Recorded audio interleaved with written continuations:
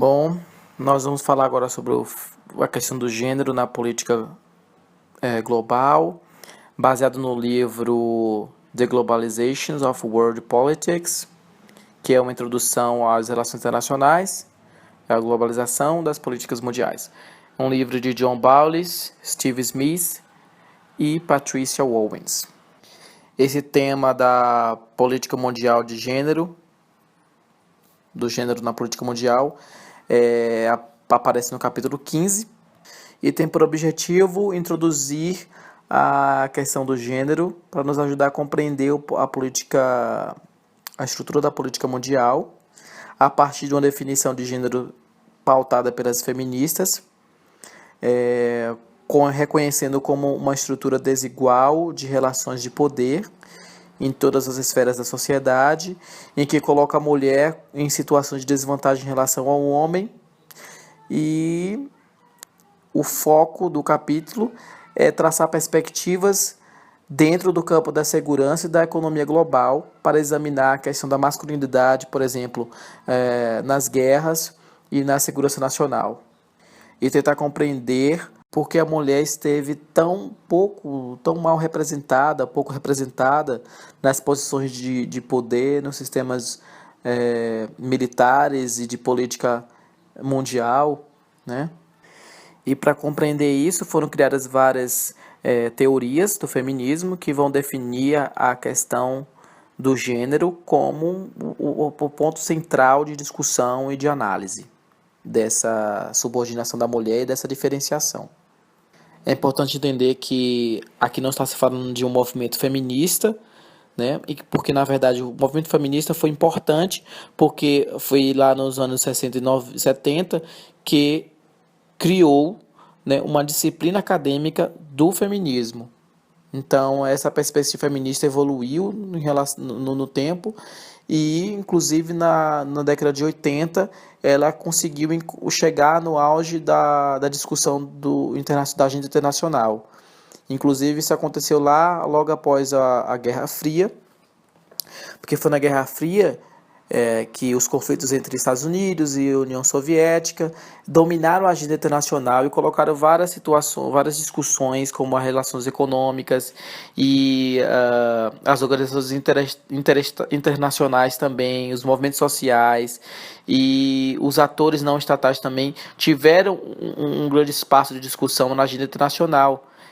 E então isso faz nos compreender que a globalização, ou seja, a política internacional, é muito mais que uma relação interestatal como nós vemos no sistema de relações internacionais.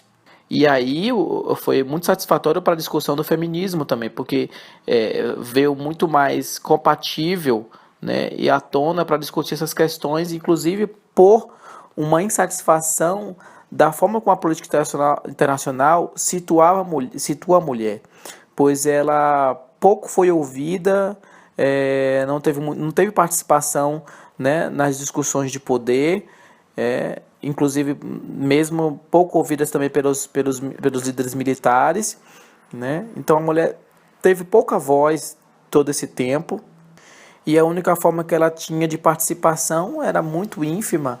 E era mais como mulheres, como coadjuvantes, esposas de diplomatas, como babás, né, que acompanhavam essas viagens essas viagens internacionais de reformulações políticas, né, dos tratados, todos os sistemas internacionais, e também, infelizmente, como um tráfico de prostituição também. Então a mulher foi muito pouco participante, né, das discussões internacionais por uma imposição.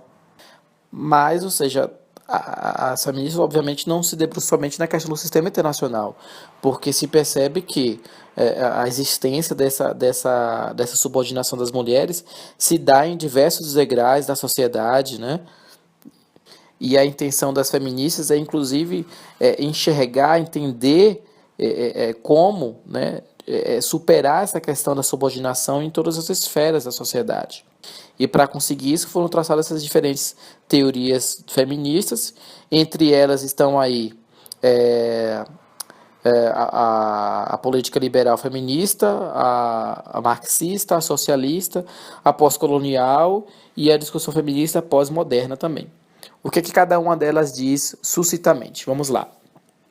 A teoria feminista liberal, ela acredita que removendo obstáculos legais, né, poderia então superar a questão da subordinação das mulheres, né, nas relações de poder, né? E inclusive isso se aproxima um pouco da questão pós-liberal, porém de uma maneira um pouco diferente, porque a teoria pós-liberal, ela entende, ela enxerga uma estrutura muito mais profundamente enraizada de patriarcalismo em todas as sociedades. Então, somente remover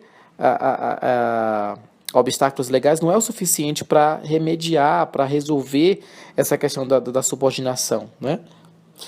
Outra teoria também é a teoria marxista e socialista. Essas duas teorias feministas, elas explicam muito mais a questão da subordinação nas relações de mercado de trabalho, que, né, em toda a sua história, oferece muito mais prestígio para o trabalho público, na esfera pública, mas para homens em desvantagem para as mulheres, inclusive também estuda a questão de que as mulheres sempre estiveram em relações de trabalho não pagas, né, ou mesmo na situação de trabalho pagas, foram mal remuneradas, né, nos trabalhos principalmente domésticos também, até inclusive os trabalhos domésticos, sempre lhe foi imposto um fardo duplo de trabalho, que é cuidar da casa e também trabalhar. Já as teorias pós-colonial e a teoria pós-moderna, elas acreditam que não se pode generalizar a mulher, né? Porque a mulher, ela está a subordinação, a experiência de subordinação da mulher, elas estão aí encunhadas em processos diferentes de tempo, de lugar também, e que depende muito da questão de classes, de raça, inclusive principalmente de gênero. Ou seja, a gente pode entender que todas essas teorias elas se debruçam na categoria, no gênero, na questão do gênero, como uma categoria importante de análise para compreender essa subordinação, né, das mulheres em todas as sociedades. E quando a gente fala de gênero, a primeira coisa que vem na nossa cabeça é uma denotação biológica de sexo de indivíduos. E o que as feministas vêm defendendo ao longo do tempo é diferentemente disso, que é o quê? A questão do gênero como uma construção social e cultural, que as características elas variam ao longo do tempo e também por determinados lugares. Então, quando nós pensamos nas características, por exemplo, de poder, autonomia, racionalidade, né, e de trabalho público, a gente associa automaticamente a masculinidade, né, como uma representação do homem, né, do que é o homem de verdade. E o lado oposto disso, as características de fraqueza, de dependência, emocionalidade e de situação assim privada, né, de importância privada, sempre foi associada na questão do feminino.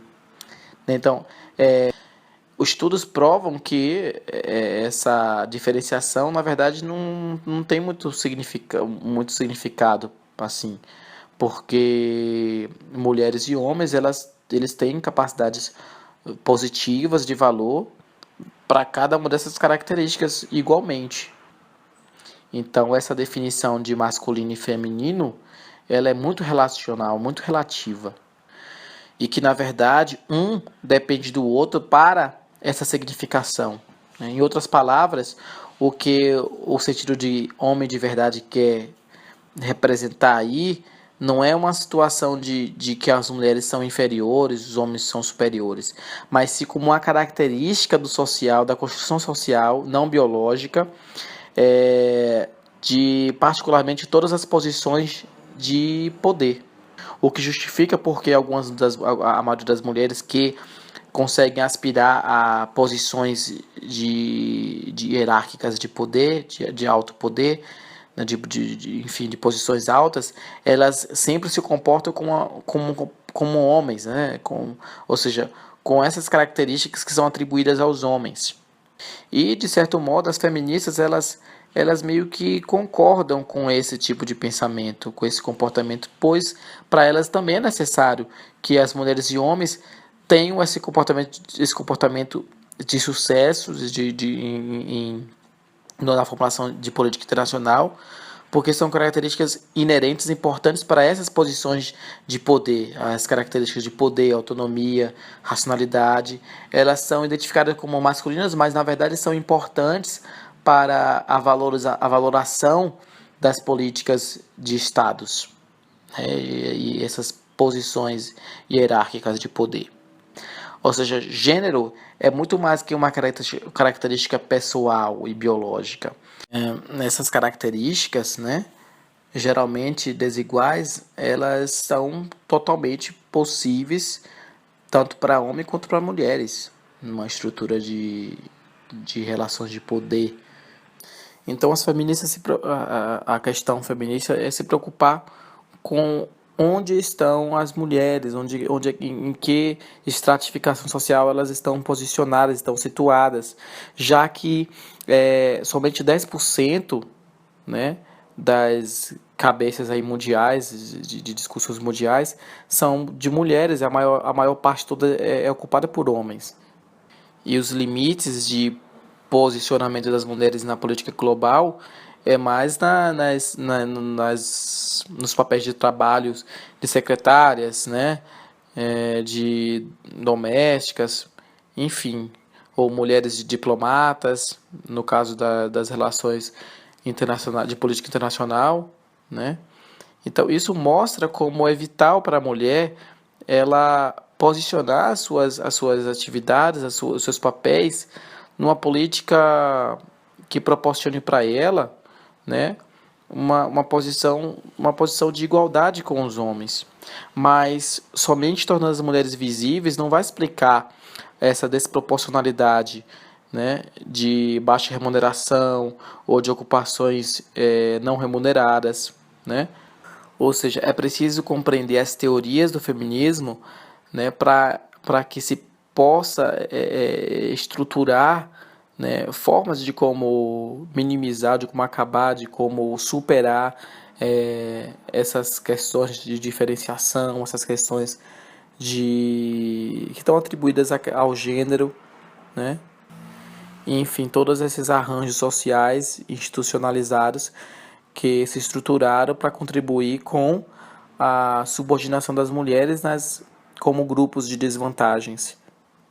Então, a teoria do liberalismo feminista é uma dessas variáveis de teorias das mulheres, teorias feministas, que trata mais o aspecto da subordinação das mulheres, investigando que os problemas dessa diferenciação se dão pela própria desigualdade entre mulheres e homens, inclusive nos direitos humanos que são violados desproporcionalmente para as mulheres, como por exemplo a discussão do tráfico e estupro nas guerras, enfim.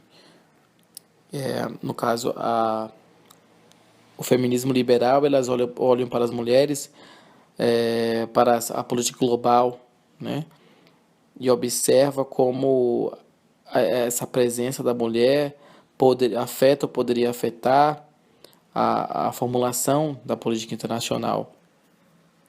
E elas se perguntam como um mundo com mais mulheres em posições de poder poderia ser ou poderia parecer, né?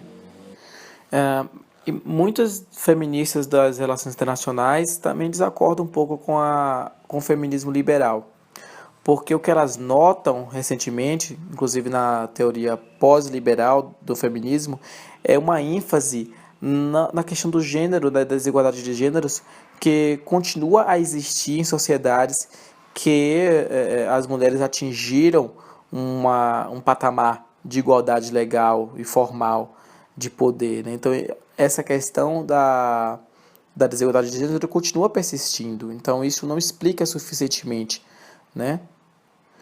Então, elas sugerem, as pós-liberais, sugerem que a gente olhe mais profundamente para a hierarquia de gêneros para explicar essas desigualdades. Então, a teoria pós-liberal da feminista, ela se aproxima mais das discussões do marxismo, do construtivismo social e do pós-modernismo também. Embora continue ainda se evidenciando aí como ponto central a questão do gênero também. Bom, então, o construtivismo social feminista estuda o processo de como o gênero influencia na política global e usa o construtivismo feminista para analisar o tratamento do trabalho doméstico nas leis internacionais. Desde sempre, o trabalho doméstico foi imposto para as mulheres. E abriu-se aí um debate para regularizar esse tipo de trabalho de baixa remuneração ou de não remuneração, que inclusive desqualificam como o trabalho doméstico não sendo um trabalho de verdade. E esse pensamento tem se reproduzido na esfera privada também. Já o feminismo pós-moderno, né, ele foca mais nas relações entre conhecimento e poder, que quer dizer que quem constrói mais conhecimento consegue chegar ao poder.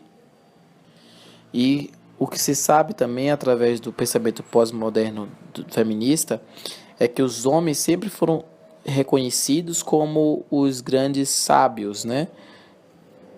Ou seja, a construção de conhecimento sempre esteve baseado na esfera pública como pertencente ao homem, ou seja, baseado no homem, né?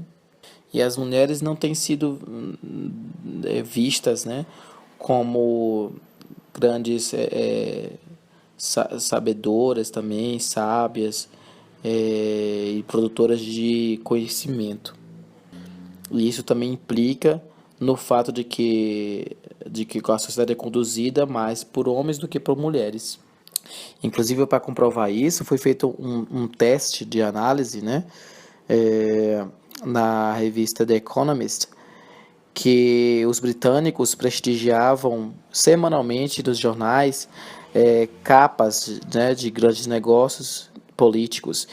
E foi concluído que a revista The Economist ela estava saturada com o significado de masculinidade e que a questão das mensagens de gênero subliminares eram codificadas nos jornais de modo a intencionar, a dar a intenção de modo a colocar as intenções dos autores uma visão mais política do gênero que estava pautada sobre a masculinidade.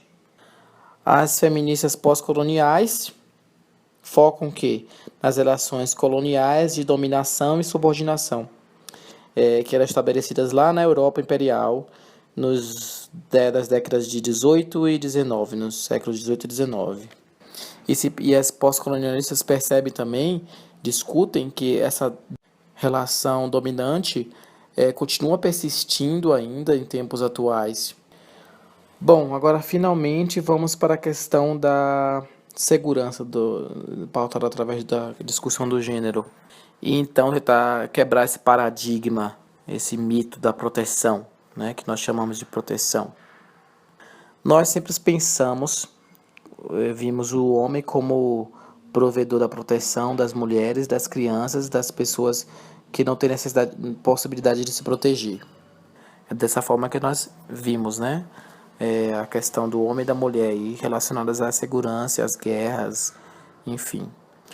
E um grande mito que foi construído também foi que, na história, de que os homens deveriam lutar para proteger as mulheres e crianças. E foi através dessa história aí que se conseguia recrutar muitos civis, né, para combaterem aí nas guerras, com essa história essa questão aí da proteção. Isso configurou também numa maior população de refugiados compostos por mulheres e por crianças. Mas o que acontecia é que quando as mulheres, né, em seus trabalhos aí domésticos eram forçadas a se refugiar, né, para os campos, a sua vulnerabilidade, né, e também das suas crianças aumentavam. E em tempos de guerra, as mulheres eram particularmente sujeitadas ao estupro e à prostituição. E o estupro não é uma questão de acidente de guerra que acontecia por uma questão aí do homem, da mulher, sexual, não. Era, na verdade, uma estratégia militarmente sistemática, o que estimava cerca de 20 mil a 35 mil mulheres estupradas durante a guerra, por exemplo, na Guerra da Bósnia e na Guerra da Herzegovina. Na Bósnia, as mulheres eram o estupro, aliás, era associado como uma política, né, de limpar, política ética de limpeza. E o que? A estratégia incluía forçar a gravidez, né, para fazer o que? Para fazer de Bósnia mais Sérvia, né, que é um outro estado, implantando o que? Bebês sérvios, bebê de outro estado, nas mulheres de Bósnia. E, enfim, isso acontecia em diversas outras guerras. E essa história aí, essa questão aí do estupro, é uma evidência de que há um mito aí nessa questão da proteção. Mas esses mitos não eram muito legitimados na questão da superproteção, né, da mulher. Isso não se olhava muito para essa questão. E isso aí nos ajuda a compreender um pouco dessas relações de gênero desiguais, do que é da significação do que é protetor e protegido, nessa relação de protetor e protegido. O que legitima o que? Práticas, atividades militares que escondem um aspecto negativo da guerra para a civilização. Outra forma também muito desagradável, inclusive institucionalizada e permitida por estratégias, né, assistidas aí pelos estados, é a política de serviços, no caso sexuais, que colocavam mulheres nos campos de batalha como uma mera forma de prover uma hospitalidade, um clima, né, de hospitalidade para as tropas, né? Por exemplo, as tropas americanas que recebiam coreanas do sul, permitidas inclusive pelo governo sul-coreano, né, que faziam esse tipo de acordos aí também, né, em nome da segurança nacional. E essas questões não são normalmente consideradas relevantes para a política global, né? Então, isso são mais fatores de que provam como essa questão da segurança, né, dos grupos de necessidade, né, ver uma mulher como fraca, prova que é mais uma inverdade. E essa questão também do gênero recaía assim sobre os homens, só que de uma outra forma. Então, os militares, eles eram praticamente forçados, né? Não necessariamente forçados, mas guiados a servirem como soldados nos campos de batalha. E os treinamentos militares dependiam de uma tática pejorativa que consideravam os soldados que não atingissem a capacidade desejada, né, como soldados que não eram homens, que eram mais mulheres. E essa imagem aí estava relacionada ao mito de proteção também. Do que? De que os soldados estavam ali sacrificando-se para proteger as mulheres, as crianças e os grupos de pessoas vulneráveis. E foi com essa tática que foi muito usada para motivar o recrutamento militar. Uma outra também visão masculinizada aí desse processo todo das guerras era o papel da mulher numa guerra invisível, em que o patriotismo, né, que colocava, mesmo em circunstâncias excepcionais, como por exemplo na Segunda Guerra Mundial, quando as mulheres substituíam as vocações dos seus maridos, que estavam ausentes por questões da guerra. Quando a guerra acabava, elas voltavam ao seu posto tradicional de papel, né, de donas do lar. Bom, mas agora que as mulheres foram aceitas no serviço militar de certos estados, mesmo em números largos, a imagem continua ainda sendo muito complicada. A presença da mulher no serviço militar denota uma forte tensão cultural, né, que estava enraizada culturalmente, no que se refere a quem então estaria sendo protegido. Inclusive, isso coloca também em questão uma controvérsia entre as próprias feministas, né, que de um lado umas concordam com o alistamento militar por mulheres e de outro lado as outras feministas acreditam que as mulheres não devem lutar em guerras dos homens. Bom, mas durante a década de 1990, um tempo mais próximo aí nosso, nós fomos nos tornando mais acostumados com essa questão menos militarizada de modelo da masculinidade. Grandes homens de negócios conquistaram o posto de novos heróis do que os militares, como por exemplo Bill Gates, com a corporação da Microsoft, Bill Clinton, em 1992, se tornando presidente sem nunca ter servido a guerra do Vietnã. Ele recusou servir a guerra do Vietnã.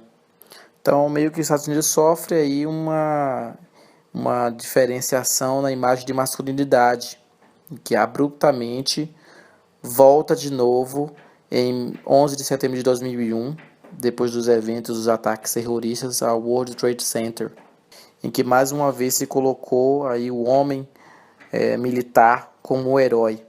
Isso muito pautado pelas televisões, pelos canais de TV aberta, que criavam aquela tensão da guerra ao terror, né, da América novamente em guerra, e multiplicava essa imagem do gênero masculino. Para as feministas, elas veem a segurança nacional de uma forma um pouco diferente, que é com a diminuição das formas de violência, incluindo violência física, econômica e ecológica. E elas explicam que nós vemos a segurança como a base e não como o topo, o que significa dizer que nós iniciamos com a segurança de indivíduos ou comunidades mais do que com a segurança do Estado e do sistema internacional. E esses gestos aí têm sido vistos como uma forma de fraqueza e não de um interesse nacional, o que contribui aí para uma visão deturpada de inautenticidade da voz da mulher nas questões da formulação da política. Bom, agora falando da economia global, do gênero, na questão do gênero na economia global, que existem enormes diferenças, né, de status da mulher, e que elas dependem da raça, da classe, nacionalidade e da locação geográfica. Então são aspectos que vão se determinar por essas diferenças aí. Uma evidência disso é a quantidade de mulheres e jovens que estão em situações de trabalho de baixa remuneração, trabalhando por muito mais horas, uma linha de produção mal remunerada mesmo, e que mesmo que elas alcancem um posto elevado de trabalho, elas continuam ainda recebendo menos que os homens. Não dá para explicar o número desproporcional de mulheres na linha marginal, né, da atividade econômica mundial aí, atribuindo a uma restrição legal ou barreiras econômicas somente. E mesmo que essas barreiras legais da diferenciação de sexos, de gêneros, foram rompidas aí ao longo do tempo, ainda continua havendo esse distúrbio de desigualdade na estrutura da economia global. E por quê? Então as feministas elas olham para essas estruturas como uma divisão do gênero de trabalho e abre aí uma discussão da fundação histórica, da fundamentação histórica da divisão de trabalho por gênero. E para isso, aí, voltando para o século 70 aí da Europa, com a definição de homem e de mulher de forma polarizada nas formas de divisão de trabalho pautadas no capitalismo. Foi de lá que surgiu o termo housewife, ou seja, donas de casa, né? Descrevendo o trabalho da mulher como uma esfera privada, doméstica, reforçando a dimensão do gênero aí estabelecido. E isso se centrava nessa definição de masculinidade, feminilidade e capitalismo. Era dessa forma que se arranjava no sistema de divisão de trabalho. E mesmo assim, algumas mulheres elas realizavam trabalhos fora de casa, trabalhos remunerados, e já havia uma naturalização, uma institucionalização de que o trabalho natural, o trabalho doméstico era natural das mulheres, o que fazia com que a sua segurança econômica e autonomia também caísse muito e dependesse muito mais dos homens. Então, como resultado dessas expectativas de papéis de trabalho, quando as mulheres elas entravam no trabalho, elas eram desproporcionalmente escalonadas em situações profissionais que lhe limitavam a papéis de babás, aos papéis de serviços sociais, educação primária, ou no trabalho industrial leve, de maquinário leve. E as mulheres escolhiam essas ocupações não baseadas na racionalidade de mercado e na maximização de benefícios, mas pelos valores e expectativas como mães e cuidadoras do lar. E essas ocupações de desproporcionalidade mais preenchidas por mulheres tendiam a baixa remuneração, o que contribuía também para uma duplo fardo. Elas ocupavam mais predominantemente as zonas de trabalho têxteis e eletrônicos, onde essas indústrias elas empregavam as mães solteiras não casadas, que podiam alcançar um alto nível de produtividade por baixo custo. E frequentemente elas eram demitidas quando elas se casavam, ficavam grávidas. O que se acreditava é que as mulheres elas tinham uma capacidade natural por trabalhos que envolvesse mais paciência, que exigisse mais paciência, né? Por isso elas caíam nesses trabalhos mais testes, mas que para eles eram as melhores para costura, por exemplo. Então as indústrias elas criavam essas situações para eles que eram reflexíveis de trabalho, com pouco benefícios e com trabalho seguro e grande facilidade de empregabilidade e também de demissão. E ainda tinha essa questão aí do fardo duplo, né, de trabalho, da jornada dupla de trabalho em casa e na empresa também, na indústria, na empresa, porque não se via o trabalho de casa como trabalho. E a consequência disso é que os homens eles tinham muito mais acesso ao dinheiro, às novas habilidades, às tecnologias. Bom, agora compreendendo, né, essa estrutura do gênero, da desigualdade de gêneros, como ela contribui para a subordinação da mulher, nós podemos examinar, então, como seria as práticas de as tentativas de diminuição desses efeitos negativos da estrutura de gênero na política e na economia. E muitos desses sucessos aí se devem à atribuição da mulher aos trabalhos não governamentais e em organizações não governamentais. E também nos movimentos sociais. E foi somente em 1975 que a United Nations, as Nações Unidas, né, oficializou a primeira conferência da mulher na cidade do México. E essa foi uma das primeiras séries de conferências intergovernamentais oficiais das Nações Unidas para discutir, para colocar a questão da mulher na sua agenda internacional. E assim analisar os impactos da política econômica global, focando na mulher.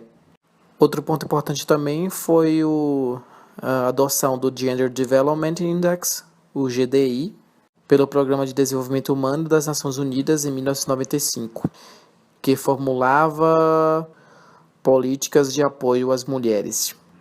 Enfim, muitas dessas discussões das Nações Unidas, essas conferências, eram resultados aí das agendas feministas que baseavam ideias que nós discutimos agora aí, né? Entre elas, as estruturas políticas hierarquizadas, que colocavam a mulher em situações de desvantagens. E por fim, então, podemos concluir que o número de diferentes correntes teóricas das feministas, introduzidas nesse capítulo 15, nos faz compreender um pouco mais vasto, de maneira mais vasta, a definição de gênero e entender que as mulheres não têm sido visíveis na política global, tanto economicamente quanto na toda a sociedade, porque quando relacionada ao homem, ela sempre esteve em situação de desvantagens.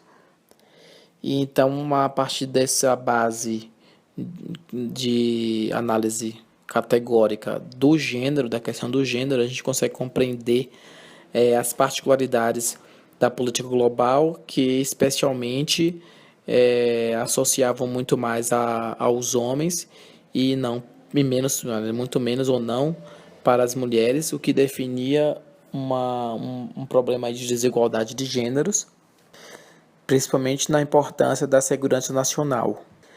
As feministas também pontuaram sérias divisões no mercado de trabalho, que se davam pela diferenciação de expectativas sobre o posicionamento de papéis das mulheres e dos homens no mercado de trabalho, em que as mulheres também estavam situadas em situações de baixa remuneração e desvantagens, inclusive para ascender a postos de trabalhos altos. E mostra também nesse capítulo uma diferenciação de pensamentos das diferentes concepções de discussões teóricas do realismo, do liberalismo, do marxismo, enfim, do construtivismo também, do pós-modernismo, pós-colonialismo, e que todas essas questões envolvem sobre a lente sensível da questão do gênero como forma de diferenciação e subordinação das mulheres. E é isso mais ou menos que esse capítulo fala. Tchau.